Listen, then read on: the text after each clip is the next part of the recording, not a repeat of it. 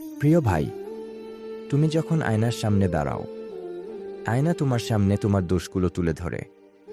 নাকি ময়লা জমে আছে কিংবা কেতুর জমে আছে অথবা কপালে কালি লেগে আছে। আয়নায় দেখে দেখে তুমি সেগুলো দূর করে ফেল। তোমার মুখমণ্ডল সুন্দর হয়ে ওঠে।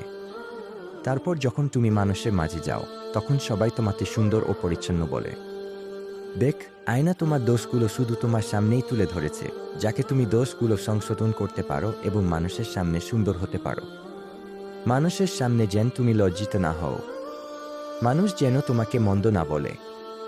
আয়না কখনো মানুষের সামনে তোমার দোষ তুলে ধরে না। মানুষের কাছে তোমার মন্দগুলো প্রকাশ করে তোমাকে লজ্জিত করে না। তোমার মুমিন ভাইয়ের জন্য তুমি হলে আয়নার মতো। তোমার মুমিন ভাইয়ের কোনে দোষ ত্রুটি যদি তোমার সামনে ধরা পড়ে, তুমি তা মানুষের কাছে প্রকাশ করবে না, বরং ভালোবাসা দিয়ে তার হৃদয় জয় করবে। তারপর কোমল ভাষায় মিষ্টি কথায় তার দোষগুলো তার সামনে তুলে ধরবে, যেন সে সতর্ক হয় এবং তার সংশোধন হয়।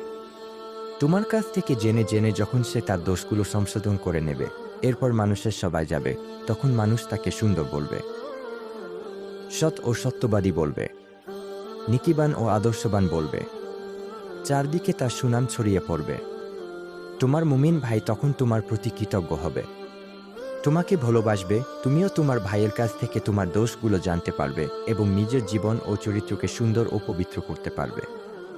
আয়না ছাড়া যেমন নিজের দোষ নিজে জানতে পারে না, তেমনি একজন মুমিন অন্য মুমিনের সাহায্য ছাড়া নিজের দোষগুলো বুঝতে পারে না। তাই একজন মুমিনকে অপর মুমিন ভাইয়ের জন্য হতে হবে আয়নার মতো।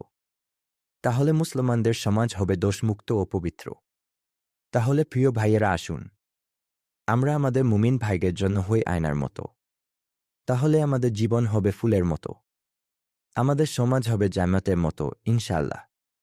বন্ধুরা, ভিডিওটি ভালো লাগলে চ্যানেলটি সাবস্ক্রাইব করুন, ভিডিওটিতে একটি লাইক করুন।